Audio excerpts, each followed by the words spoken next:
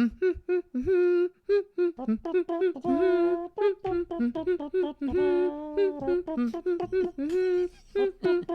do, do, do, do.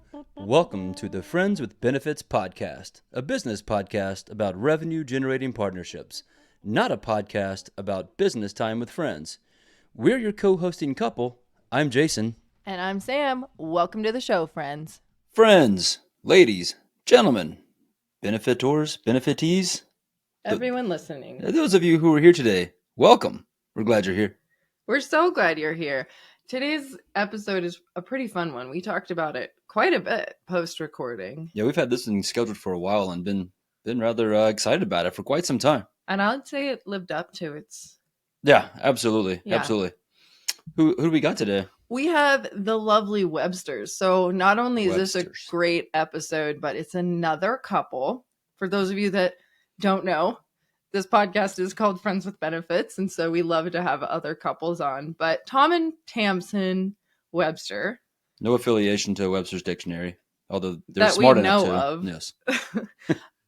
Used to work in similar circles. Now they have gone kind of different directions, but still are a couple that owns their own businesses and thrives out in the marketing space. So tell us what Tom does. Tom is essentially, like I mentioned on the podcast, but he is like the godfather of podcasting. He's been in the audio podcasting space for about 20 years.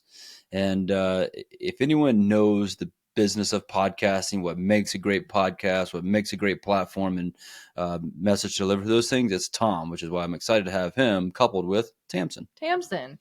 And Tamsen is, she refers to herself as a message designer. She has championed and started a company, a movement called the Red Thread, where she helps leaders, people, anybody really who's looking to tell their message in a way that lands. We've gone through their workshops. It's fantastic. And why this matters to you all is, I think, if you're in partnerships, it's how do we get to trust faster with your message? Mm-hmm.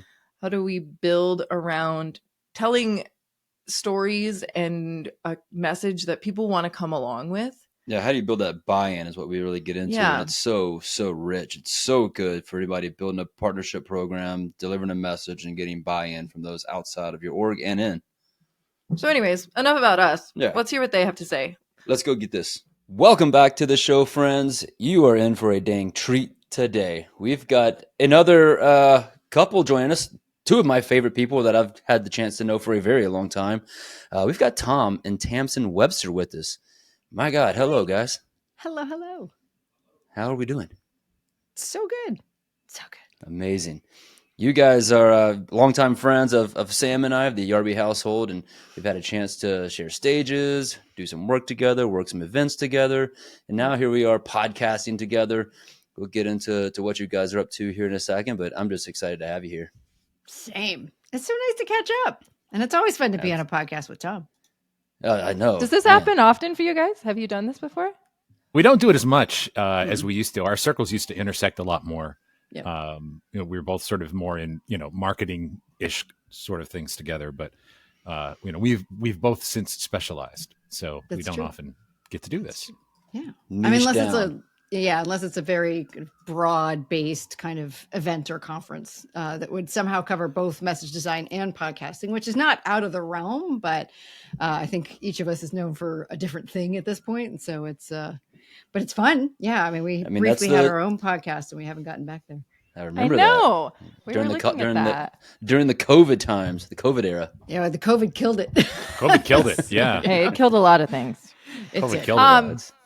So let's start there, because for those people that maybe aren't familiar with you, we met you back in the day when you were maybe more closely related in the marketing circles. But Tamsen, you've since started, elevated, and is still just crushing it with something you like to call the Red Thread. Can you give us a little bit? And you just released a book about this. Yeah, the book came out in 2021. And happy to say there's a course based on the book coming out momentarily. Yeah. Okay. And then I have a second book coming out in October. So there are books and things happening. things are happening. Multiple times over author. I like it. Yes. Well, so is Tom. We'll get there, but he's got a book coming out too this year. So it's all Webster all the time. Love it. Like everything you want. So yes, the red thread. I have always been kind of in the marketing space or marketing adjacent. And I just found over the years that my favorite part of it was really figuring out what was the core message of something. What was the kind of really distinctive, defensible point of differentiation that people had that really connected with what their ideal audience would care about, and then figuring out how to articulate that in a way that would quickly convey that to other people. So the red thread is what I came up with about 7 years ago now to describe both the outcome and the methodology to find what I call the core story, which is how you frame your message for maximum understanding and alignment with an audience. And it is now kind of one of the things I'm really working on now is it's to me one of three core things that you need to have for any kind of message design. So for me, it's the core story, but that's really about also having a core message and a core case. So that core message and core case and core story are really the bedrock of my work at this point. Love it. We've had a chance to be a part of a few of your workshops, and they're just fantastic, helping you, whether it's from an individual standpoint, a corporate standpoint, like really build that story and that message and take it a step, deeper than just having a good story to tell, but why you tell it and how to share it.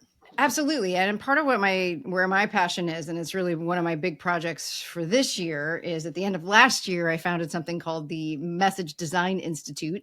And what I'm really all about is really saying like, this is an absolutely critical business skill that B, most people aren't taught, and C, it's teachable, right? Like that's really what I've spent my time figuring out, is how to create repeatable processes for finding really, really powerful, succinct messages. And so this year is going to be all about helping people learn how to do message design on their own, but as I like to say, not alone. I love that too, because I feel like lots of people hold this like messaging design, if we're going to call it that, for large discussions or talks or presentations, but really what you distill it down to is the way I've moved forward with what I've been privy to is like, this is relevant in all conversations, in day to day, between your peers, between your spouse, even like all of it. And so it transcends just, I mean, it's really about anytime you need someone to change or adapt their thinking or behavior, or you're hoping to help that happen. And, I don't know anybody in business, and particularly B2B, that isn't struggling with that kind of whether that's from a product marketing 100%. Standpoint or in, internal update, et cetera, all the time. And, as strong as the advice in marketing and sales is, it's just oftentimes not appropriate. It ranges from not appropriate to those kinds of persuasive conversations to actually profoundly unsuitable. So, this is my big soapbox for the foreseeable future, is just really this idea of DIY message design, and the fact that you don't have to rely on expensive consultants and outside agencies in order to get a really good result. Absolutely. It's so crucial, especially in this medium that we're here on today, which brings us to your other half here, Tom. Tom, you've been in podcasting and audio longer than, podcasting's been around, I think, but, you've developed countless research reports. You've led this space. You've become the godfather of podcasting and audio. Like, how'd you get into this and why? Well, like any godfather, mostly through a family of organized crime. The mafia of podcasting. Look, I'm not proud of it, but I've been able to. Saw the potential. Exactly. Yeah. Look, we can't choose where we come from. No, I've always been a fan of the spoken word, and ever since I was a kid, I've been a fan of spoken word audio, and I've got a long background doing audience research in the radio business and even in the audiobook business. And, I started in podcasting 19 years ago now. It was when I first stood up in front of a crowd and presented some research that we had collected. And, my goal through my career as a media researcher was to develop that space, to do what I could to develop that space, because it was a space that I knew I wanted to work in. and there was no economy for it. And, if anybody was writing about podcasting in the 2000s and the earlier part of the last decade, the first thing they want to know is, well, how many people are listening to podcasts, or how big is it really? And so I made it sort of a career mission to be at the front of that, and to always try to have that information at hand, so that I could develop the market I wanted to work in. And now for the past 2 years, I've been a partner in a practice called Sounds Profitable with my partner Brian Barletta. And what we've managed to build in a couple of years, just really focusing on podcasting, is essentially the de facto trade organization for the podcast industry. And we've got over 160 partners now, who are essentially all the people you can think of who are creating and monetizing podcasts. And we're continuing to help develop the space, and ultimately mission driven to make the space as big as it can be. I love that. So as far as like learning how to develop relationships in podcasting, we've got the right person here. I am curious to go back to 19 years ago, like what you saw about the space that you knew 19 years from then was like, this was going to be it. This is what's going to be a medium that's going to be profitable, that's going to drive results and create, opportunity for people to where it's at now. Well, my background is in consumer behavior, and, not so much in media. And, 19 years ago, 2005, when I pushed to get podcasting added to our sort of main research products, podcasting was mostly, two white guys talking about internet routers. Was, that I think that was Thrilling. 3 out of every 4 podcasts in 2005. But I didn't see it that way. I saw it as time shifted audio. And like, who wouldn't want to do that? That just seems like a very core behavior. Right now, I have to wait for the lucky chance that I'm going to hear something I like on the radio. Well, why wouldn't I want to hear exactly what I want, exactly when I want to? So, so I bet on the behavior, and continue to bet on the behavior.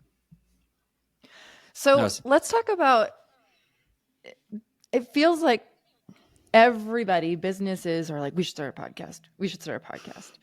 And a lot of people are doing that. From your perspective, when and why should somebody start a podcast? And then like, what are the key building blocks for a successful show? Yeah. And if you're talking about a B2B podcast here, or are you talking about an individual podcast? Is that, was this 2 different answers? Let's go B2B business. Yeah. You probably shouldn't do it. Okay, I like it. No, I mean, look at this from an audience point of view, right? We all have our shows that we like to watch. We all sit and, watch certain things on Netflix or on Max. And, what I am not watching is the Geico insurance show.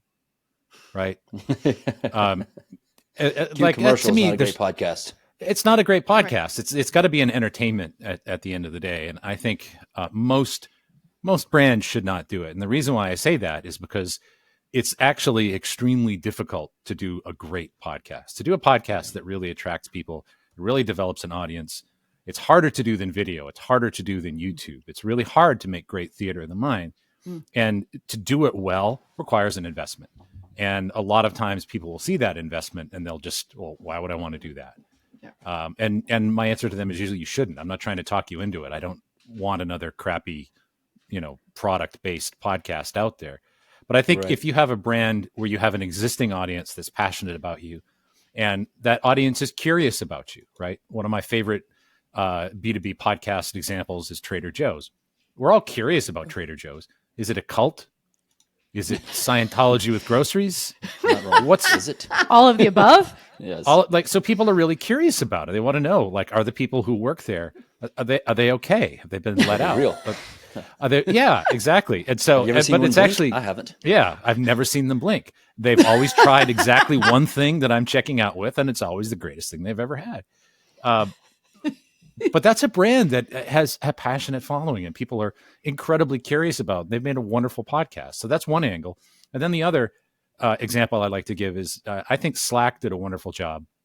And they hired a company. They hired one of our partners called Pacific Content, which, they do amazing branded podcasts like this because they are very focused on providing an entertainment for a target audience. And if your idea for a podcast is, my brand should have a podcast. That is not an idea. But if your idea for a podcast is what Slack had, which was, let's make a variety show that's all about the future of work. And it's not about Slack. It's just brought to you by Slack. And of course, the little Slack sound. I didn't tell you what we call that clever internally. So it's brought, it's content that you enjoy that does happen to be enabled and brought to you by Slack, but it's not about freaking Slack. We spend enough time in our day in that. Yeah. So I have a high bar. Yeah. It sounds like it's right. I mean, speaking of partnerships, though, it sounds like it's a ripe opportunity for that, right, Tom? I mean, I mean, if there's content, if there's a content creator out there who's already doing something, let's say that's adjacent to what you're doing, or what your thing helps, what your product or service helps enable, right? And somebody's doing something that's adjacent to that, that might be a way to kind of essentially borrow that, become the official sponsor or to partner in some way. Is that a viable option? Oh yeah, that's a totally viable option. I'll give you an example of a client that I had in the past, which was Ford. And, some people might be interested in a Ford podcast. So I'm not going to discount that, right? Ford has a rich history of performance and trucks and all, things that people really are passionate about.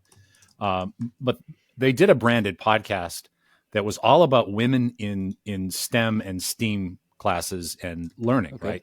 Because they wanted to get more women engineers. And so the podcast was really celebrating programs and educational opportunities and stories of girls and young women achieving some of these things. And it was brought to you by Ford. And the goal was not to sell Tauruses or Tauri, whatever the plural. Tauri.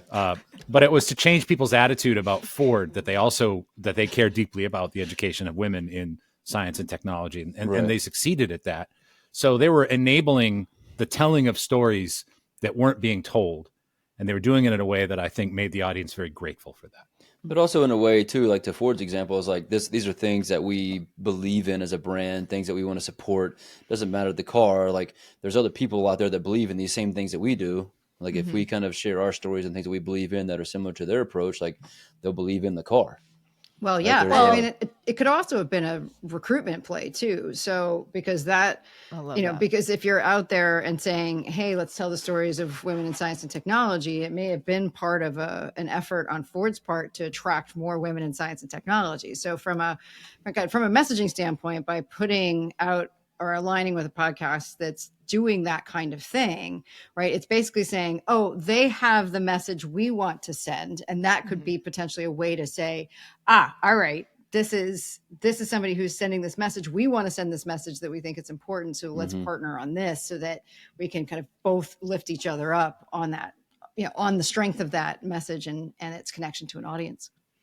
I think the other side of that coin that's really interesting is, Tom, the two examples that you shared, Slack, like, I don't know this, but I'm going to assume one of their values is make work more efficient, make the workplace better.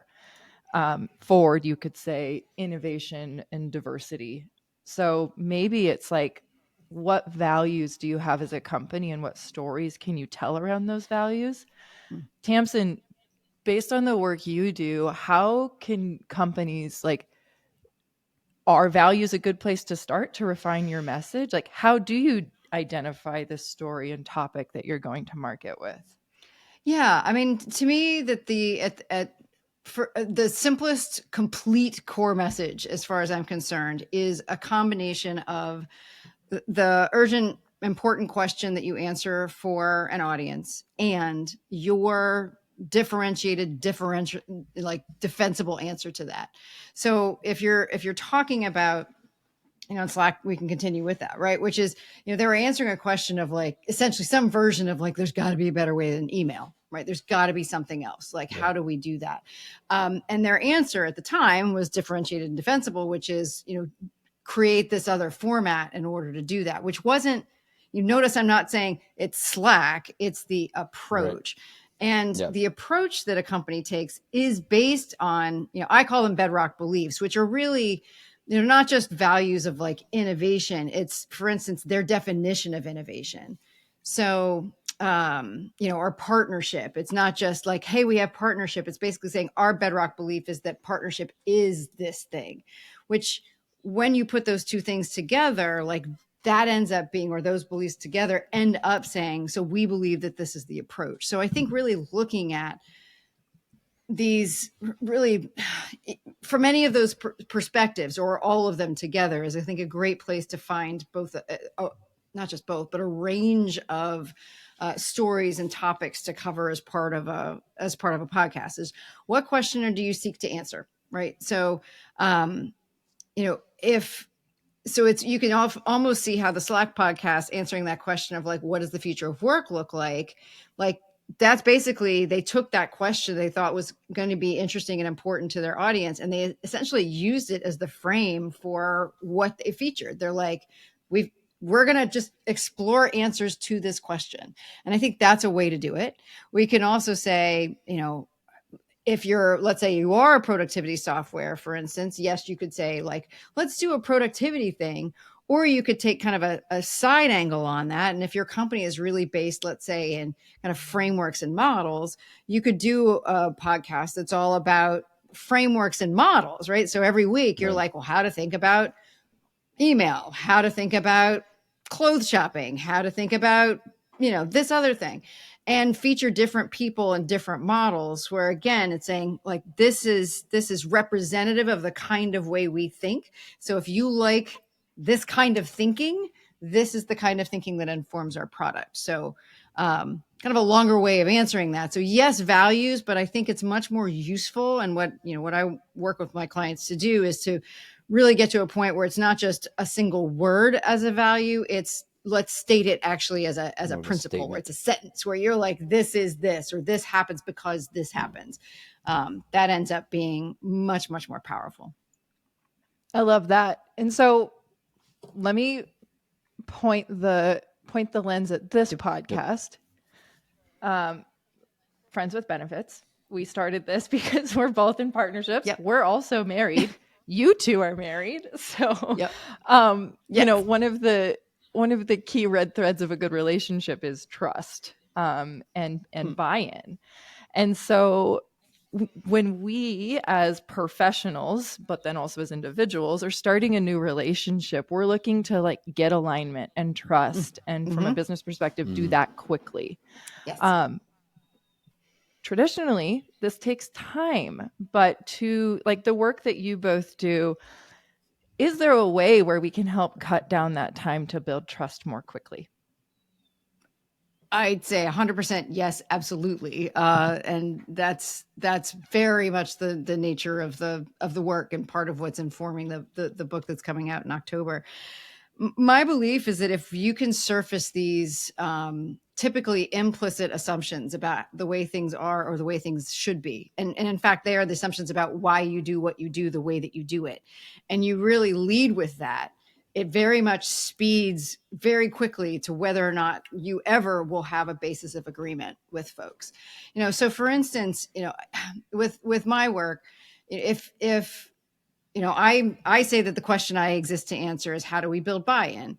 Well, if somebody isn't interested in building buy-in, they're not my customer, right? Like if this is just about what's the way to like ram this particular change or something through, then I know right from the get-go that if somebody has the question, they're a prospective customer. If they don't have that question, they are not. And that is like one of the fastest ways that I have found yet to just really qualify a lead. Like, is this a question you care about? It's not like you're qualifying, disqualifying. Absolutely. Because it's like, hey, this is one of the reasons we exist. Our product or our service or our offering, our business exists to answer this question. If you don't have this question or you don't care, we're not a good match, right? Because we can either spend a lot of time and money trying to convince you that you should have this question, or you can pay attention to the people who already do have the question and go from there. And then that's where some of those principles we were talking about come into play about, okay, a company has its answer. Like, this is the question. Here's our answer for how to approach it. But it's why they approach it that way. In my work, that I realized, like, that's actually what determines long-term alignment. Like, if you don't believe, right, that, let's say, partnership is an equal exchange of expertise, then you're not going to like partnering with those people, right? Right. Then you shouldn't be in partnerships. Okay. You should not be in those partnerships. You got to understand, like, why this partnership works for the end user. Exactly. And so to me, like, that's really, I'm trying to just beat that drum pretty loud right now, because it's like, can we just put this out there up front? We're going to save everybody a lot of time. So that's my strident answer. Like, yes, you can. And it really comes down to these bedrock beliefs. Or there's a professor out of University of Virginia, Jim Duterte, who refers to them as the deep rules of organizations, right? So it's not the stated values, because those are usually aspirational. It's what's actually governing the behavior of the business or the brand. Right. Now, you just hit on a lot of really great partner principles and a lot of the practices I implement when I'm leading programs. So it's really great to hear that it transcends. Tom, I'm quite curious to hear from you around, like, of all the probably likely hundreds of thousands of podcasts you've studied and researched, how are some of the best hosts out there? How can some of these hosts build better buy-in from the beginning with their listeners? Yeah, I mean, I think a lot of building an audience like that is leaving deeper footprints with that audience. And that means understanding what they care about and caring about it. And people can see through that. People know, right? Right. And I think if you understand why someone would listen to your show compared to any of the other million things they could do in the run of a day, right? Why did they choose your show? What are they doing with your show? How are they slotting it into their lives? And what specifically would they miss if it were gone? That's one of my favorite questions to ask. That's a good question. Because people That's are a tough often question. inarticulate. It's a tough question. And the answer might very well be nothing. And then that's your problem. Because it's difficult for people to be articulate in a positive way, but they can be very articulate about loss and lack. Just read Yelp reviews, right? Anytime you read Yelp reviews of restaurants, you'll get, oh, food was good, service was good. But if somebody didn't like it, you're going to get some detail. Right. And paragraph. And so that's one of the questions I like to ask. And probably my favorite question to ask, because I love doing just qualitative research about the shows that I work with and just getting people to just talk about them like people, is how would you describe this show to a friend? Would you describe this show to a friend? And tell me about that friend. Pick a specific friend. Why did you pick them? What's the simpatico there? Why do you think they would be a good fit for that show? And then all of a sudden, they will switch into a very specific frame of mind and not sort of thinking hypothetically. And I think people would like this show because, get them to think about a friend of theirs. And right. You start to get some really specific things. But ultimately, I think you want to leave deeper footprints. And people will celebrate you and celebrate your show if your show is actually helping them do the things they want to do. Whether the thing they want to do in that moment is just to close their eyes and have a few laughs, or it's to get through the workday a little bit better, or it's to accomplish a goal. If you're helping them get there, or helping to create an environment where it's easier for them to get there, then you're leaving deeper footprints with that audience, as opposed to just doing something, descriptive just to fill time. So, you've got to listen to your own show and ask yourself, would I listen to this show really if I weren't making it? Would I listen to this show if I weren't being paid to do it? And if you wouldn't, then what are we doing here? Yeah. I love that, because it's like I in all the work that I've done with marketers, like, I always refer to that as the persuader's paradox, where a lot of times people will engage in marketing or sales practices or persuasion practices that they would never tolerate being on that for themselves. And it sounds like there's a podcaster's paradox as well. It's like, you would never listen to this show, so why are you producing it? Yeah, I love that one, Tom. It's like, I think a lot of ways it's like, produce a show that you would actually want to listen to. And that really shapes that's a great way to think about it. I love that. Yeah, I think that's kind of how we end up with the shows. Like, Sam and I are in the same line of business and work, talking to the same people. We're just like, we're having these great, wonderful conversations. We should just start recording these things and bring some friends on and bring some people that we're interested in talking to and learning from around how they built. And so that's how we ended up here. And we always joke that partners are like the ultimate friends with benefits, right? There, we get paid to make friends, and business is good. That's awesome. Love that. So I have a question following up on this. So I guess it is related to both of you and your work. I find it funny that we started this conversation of your circles used to be close and now you're going in different directions in your work. From the seat I'm sitting in, It's all still very much the same. helping develop ideas and bring them to life. Yeah, that's right. Yeah. So like as podcast hosts, I do find it very interesting to think about it. Like, okay, somebody new listens to, this is the first podcast that they listen to per se. We have like a moment in time to be like, I like this show. I'm going to listen again and again. And that's an interesting thing as a podcast host, because it's a challenge. But then if you peel the onion back, it's like, well, it's the same with every marketing campaign. It's the same with every sales cycle. Like, you have this moment in time where you get to grab somebody's attention and bring them along. Yeah. So how do you like balance the point of like entertainment of like, I want to be these people's friends, and value, if that question makes sense? And I want to put that to both of you. Well, something I learned from my first real boss in this business, a guy named Frank Cody, who passed away about a year ago. He said, people don't fire their friends. And I think if you can be genuinely friendly with the audience, if you can come across like this is someone who would sit down and have a beer with you at the local tavern, that you can be friendly and likable, right? That's a huge part of it. That's a huge part of establishing any kind of credibility and empathy. And it works the same. It works the same in a show as it does in real life. One of the things that I've done a lot of work on radio morning shows in the past. And I was hoping you'd bring this up. Yay. Yeah, no, because I love this. One of the shows I used to work on when I was a radio consultant was the Elvis Duran show on Z100 in New York, which is now syndicated. It's like iHeart's big top 40 syndicated morning show. Nice. And there's a formula to morning radio, and it's called the Dick, the Dork, and the Deer. Ooh. And essentially, in those three personas in the studio, you represent most of the audience. And usually the dick is the male host who is clueless to the largely female audience, or at least seems like they are.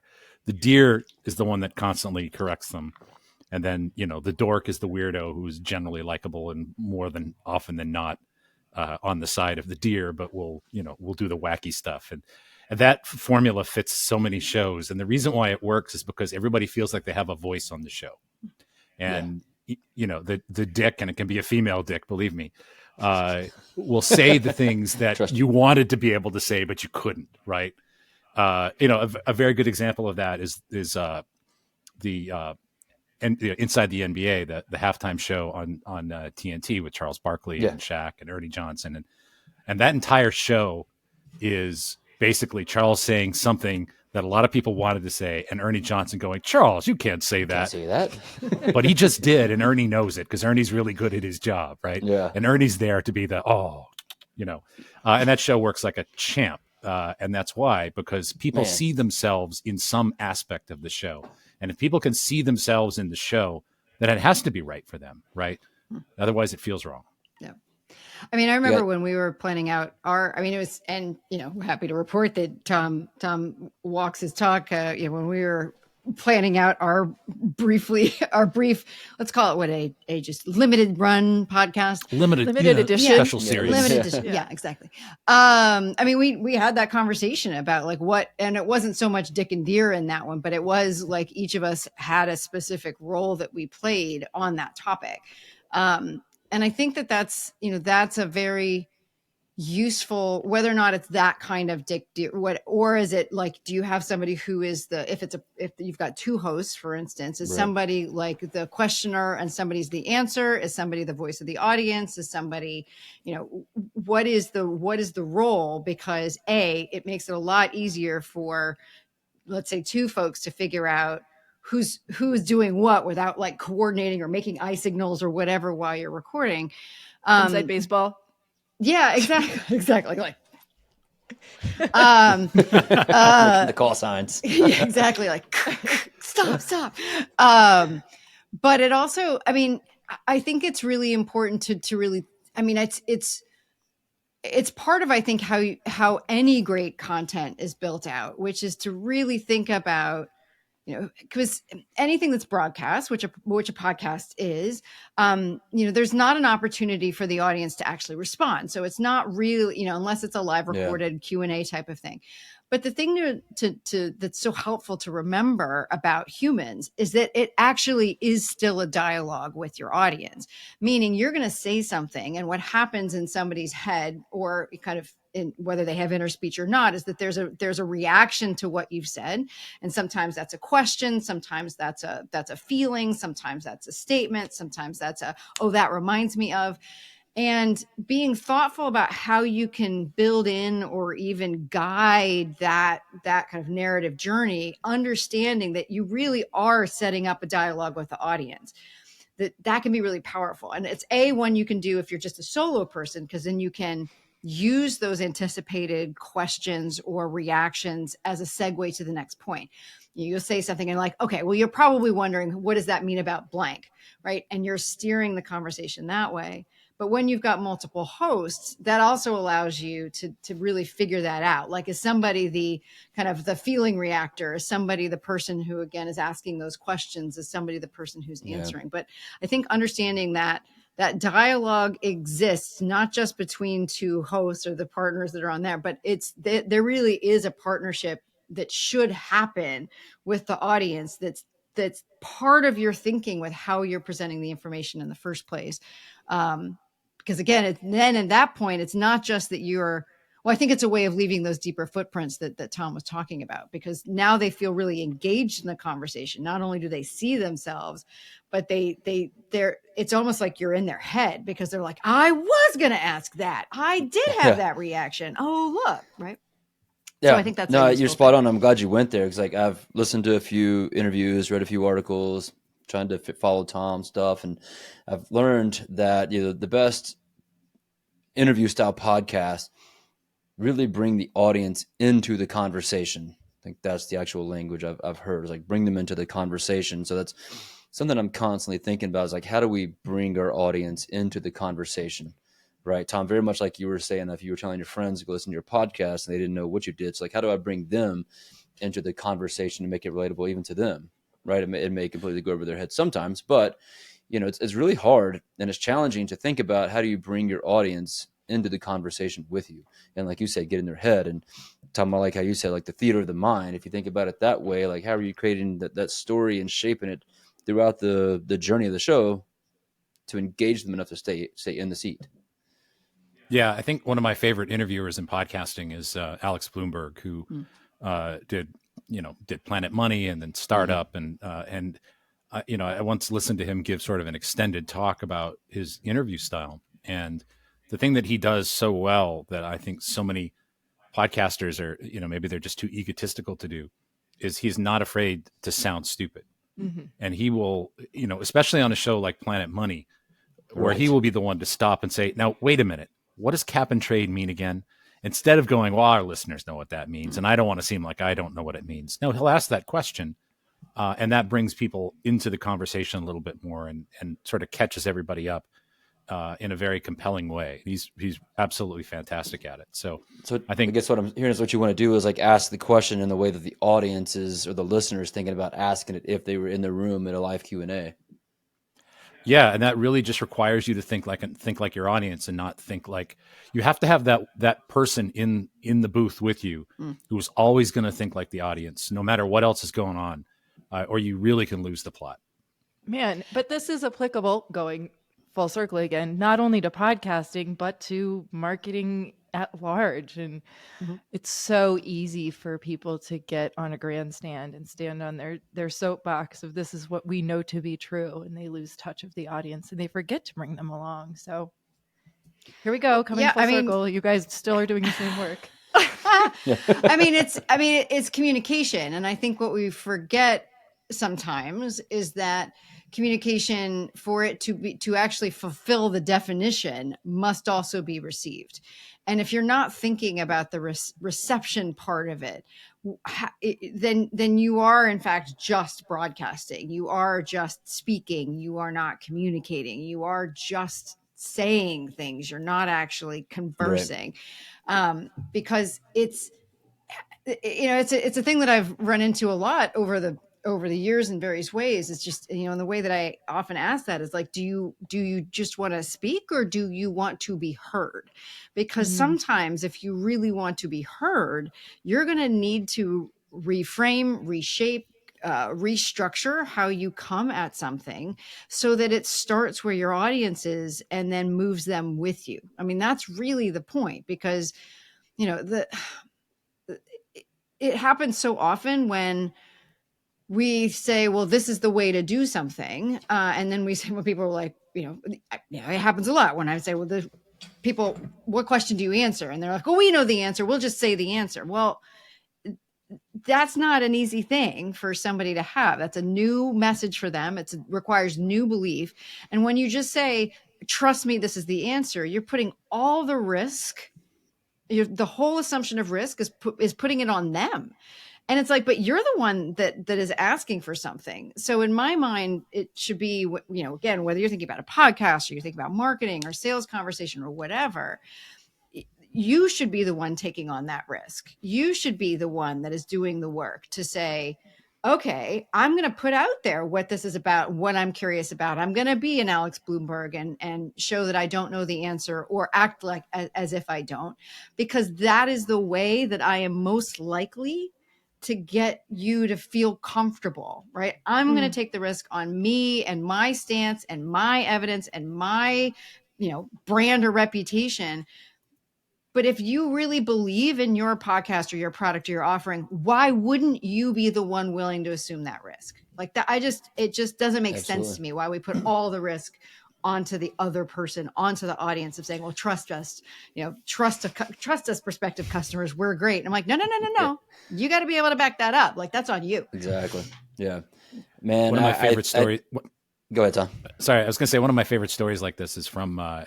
I'm friends with one of the co-creators of Car Talk, especially when Car Talk moved over to become a podcast as well. Yeah, and stuff there. The language that the Click and Clack brothers use to describe what it is that they do, you think about it, it's an NPR audience. It's a very smart, well-educated audience calling in, imitating noises that their cars make, right? And I think my friend Eric put it the best. It's a safe place for smart people to be stupid. It's a safe place for smart people to feel like here's a place I don't need to know all the answers and I can let my guard down. And something absolutely magic happens because Tom and Ray were brilliant at it, where people would just open up and say, you know what, I don't know what I'm doing here. And they would say it in funny and smart and clever ways, but that's essentially what it was a safe space. That's incredible. And I think all those things, so like recap a couple of things we just went through, is I think it's so crucial even to like the topic of the podcast here is like, how do we build more purposeful relationships, right? Do you want to speak or be heard? Be okay showing that you don't know and creating a safe place for smart people to be stupid.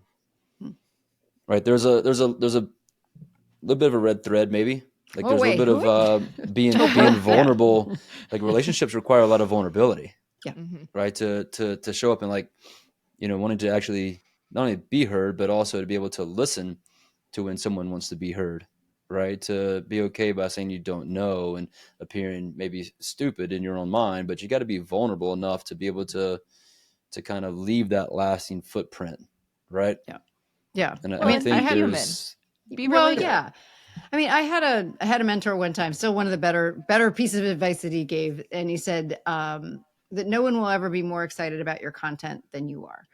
And I still think that's one of the most useful things that he said about saying, like, it's from a kind of in that sense, and like an excitement and an energy piece behind your stuff. But that same concept, I think, can be broadened to any number of things, which is no one is going to be more people, just the way that we're wired as humans is that we've got this reciprocity built in. People will give to you what you give to them. but you can't ask them to give it first. Like it just, that's not how it works. So if you want the audience to trust you, you have to behave in a way that actually trusts the audience. So one of the things that I often talk about is like, you need to start from the belief that these are actually already smart, capable, good people, that you are not here to inform them from on high about all of the things that they've been getting wrong or they don't know because whatever, because they may listen to that for a little while, but like, again, our desire to be humans, to be seen as smart, capable, and good will not support that over the long term, right? So when people are, Tom is going to be able to answer this way better than I am, whether so think about fans of Joe Rogan, for instance. It's because he's created a safe space for those people. They feel smart, capable, and good for listening to him. And I think that is one of the things that you can do, because the minute you start to put that test on how you think about your audience and talk about your audience, I think a lot of times you go, because I think we go into it with a conditional thing. Well, they'll be smart, capable, and good if they listen to this, if they follow the advice. But that absolutely 100% proves out that you don't think that they already are. And that will come out, like, just whether you mean it to or not. The fact that you don't already believe that about your audience will absolutely come out, and how you talk, what you say, how you say it, both in your actions and your words. That's it, 100%. And you guys can rewind that back, and you can plug in partners for audience anytime she said that word, and it's very applicable to the audience here. But you mentioned something: smart, capable, good. And I'm quite familiar with your smart, capable, good concept from your website and blog and everything. Can you kind of tap into that and share with us what smart, capable, good is, and what that concept you've built out is, and how it translates to building relationships? Yeah, I mean, so if picking up a thing that we were talking about earlier, which is that, generally we have to agree with how somebody does something in order to be really aligned with them. Like, we have to agree not just with why they're doing it and what they're doing, but how they're doing it and why they're doing it that way. Which at some level can make you think like, well, gosh, how am I always supposed to know like what somebody's values and principles are, right? Like, how am I supposed to know that? But thankfully there's some that are just about universal. And one of those is that people want to be seen as smart, capable, and good. They want to be seen as, of above average intelligence. I think it's 85% of people believe they're above average. That's literally true, which just math doesn't work every time. It's called the Lake Wobegon effect, as you might imagine. They want to feel like they have a handle on things, that they're like a kind of a useful and they want to be seen as being a good person.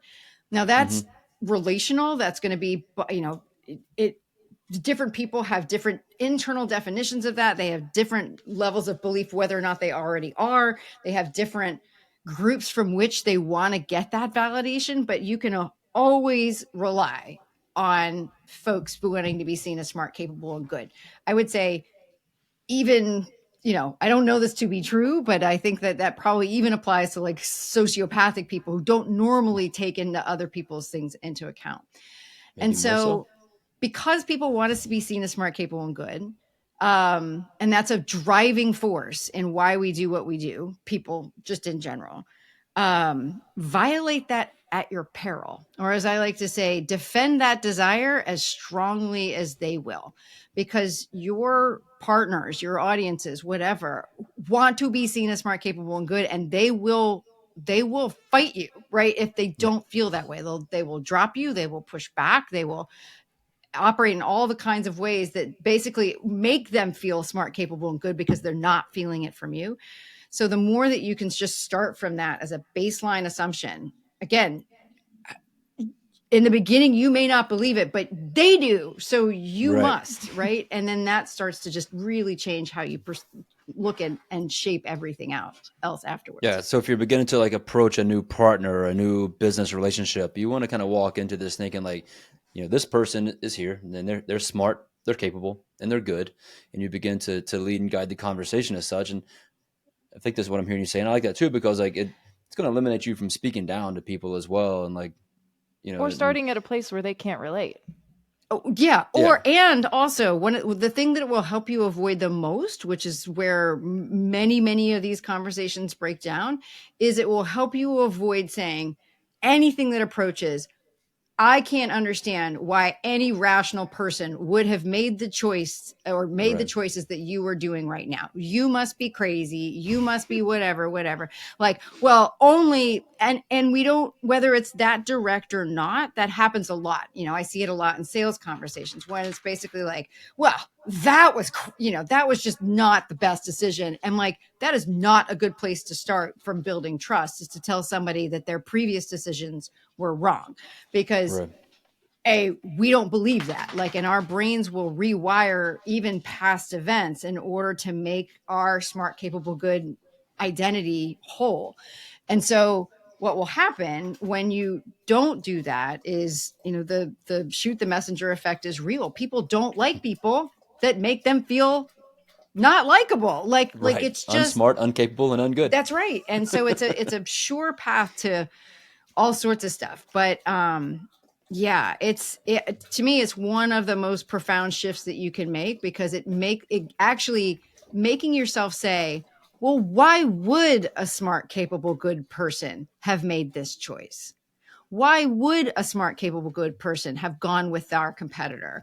Why would a smart, capable, good person do something that I might think personally is just absolutely just completely obtuse or just, And it really does, if you're willing to put that mental work in it, it really just gets you to a point you're like, oh, not everybody sees the world the same way I do. And that's in fact probably one of the most important things. In fact, that's true. Yes, exactly. Okay, so shifting gears a little bit. Sorry. I want to talk about you as the Websters. You've left corporate jobs. You've started businesses. You've grown said businesses. You've done all this with a pandemic in the middle. You still have a great relationship.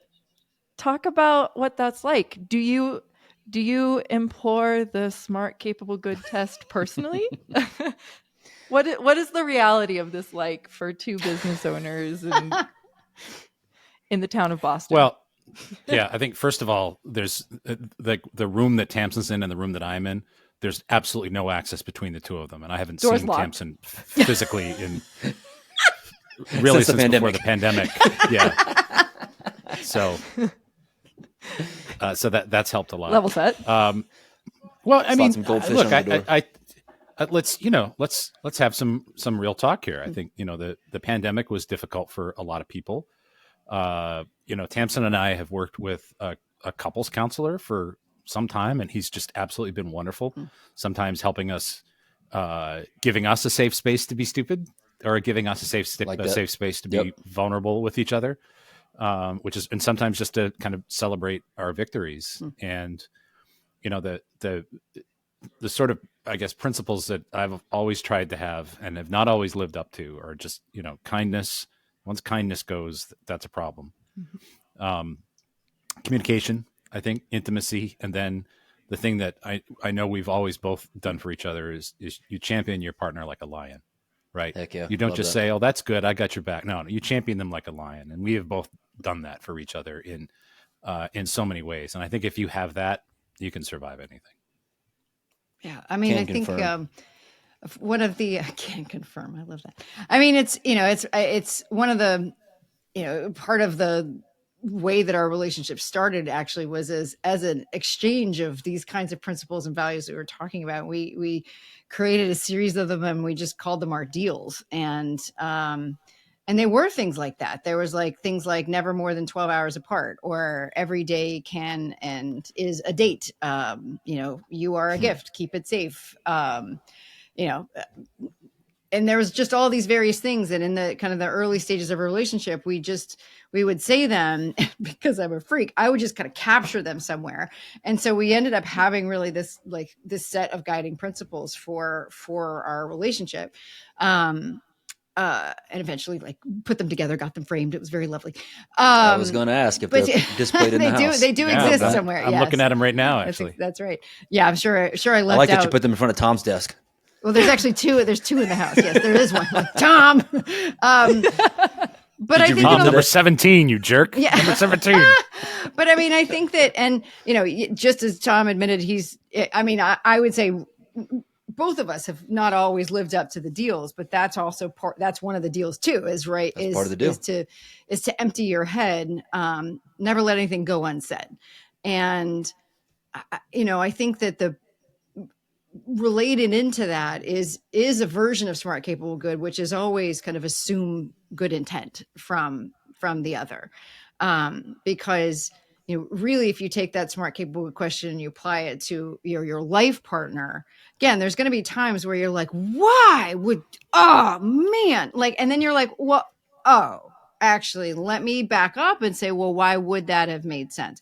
And are we always great at that? No. But when we have that opportunity to kind of step back and get out of the emotion of a situation or whatever, I think that is what we have regularly come to.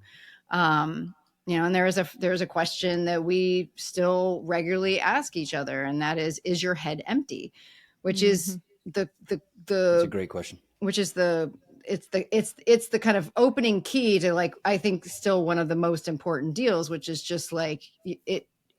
Like I said before, like, nothing goes unsaid, because it's when you don't put something out on the table to look at and talk about and whatever, that's where everybody starts to build their own story about it. You get, resentments built up and whatever. And so often there's just some basic just misfire that is at the root of that, where just somebody thought one thing and the other thing was what was actually going on. And it helps to know.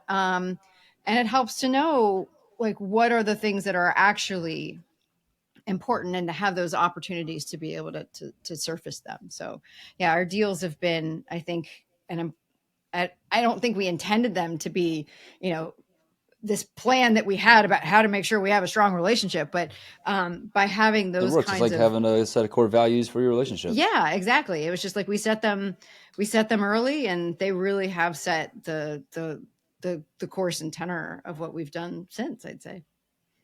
And I would say they have kept us safe, because, like, yeah, we've been through some stuff in the last 10 seen some things, man. Years. We've seen some things. Yeah. I have to say, I have a memory.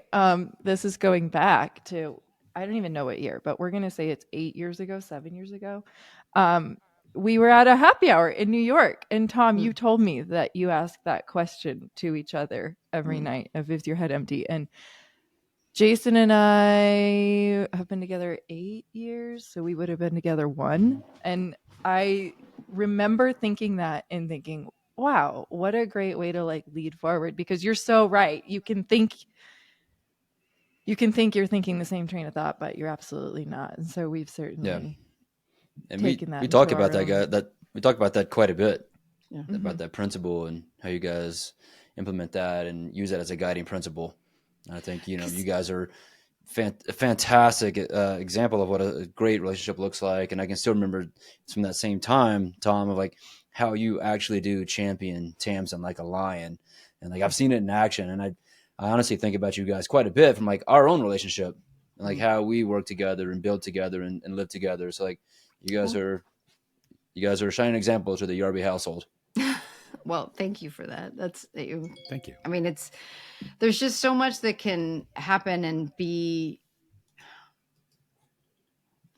you can know someone really well and still not know what they're thinking. Right. And so one of the powers of that question, and I have implemented it with business partners as well. I mean, I've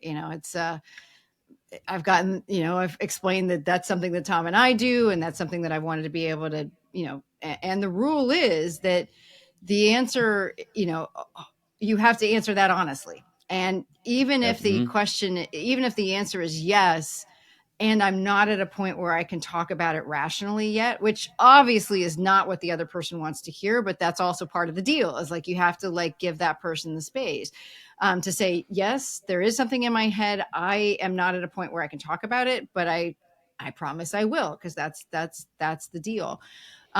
There's so often, and this is definitely a lesson we've learned with our couples therapist, is that sometimes just even saying something just diffuses so much of the emotion around it too. It's just like, can we just put this out on the table?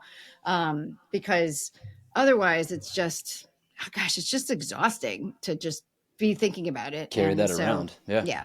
So it's just easier that way, we've found. Just every relationship, whether it's marital, business, friendship, requires strong communication and being able to not be okay with something and to share it. Yeah. And I think a willingness to, times.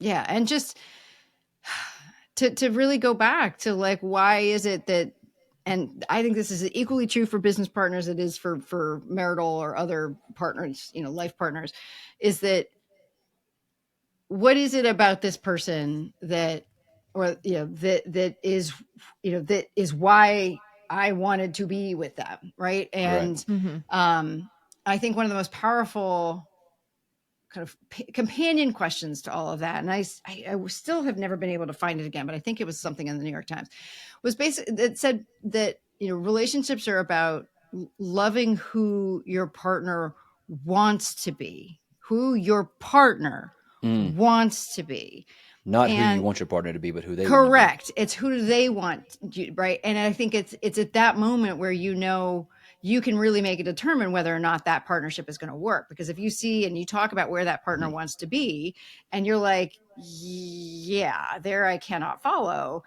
then that's something. But even in our rough spots, like it's been very clear that where I know it just I can only speak from me and perspective of Tom, that where Tom wanted to be was something I absolutely fully supported, even if that wasn't what was happening right now. Right. And so my job as his partner is to say, I'm going to do everything I can to help you be the person that you want to be, because that's my commitment, is to love the person you want to be. Yeah, I love that. I could talk about this for another 30 minutes because yes, 100% agree with you. Too. And I've gone down that exploration myself and what that looks like. So you're spot on. That works for every relationship. It's valuing who they are and what they bring to the table, and how you begin to feed that. That works in, again, marital and partnerships. But for the sake of time, we're gonna wrap this up here, and I know it's 3:00, and there's probably an aviation in you guys' future. It's Friday happy hour, so I'll let you get after it. This has been an absolutely incredible conversation. I can't thank you enough, both of you, for joining us. Our pleasure. Thanks for having us. Thank you so much, friends. I hope you got as much out of this as we did, but we'll see you next time. That's right. Go find the Websters on LinkedIn and all the socials and check them out. We'll see y'all later.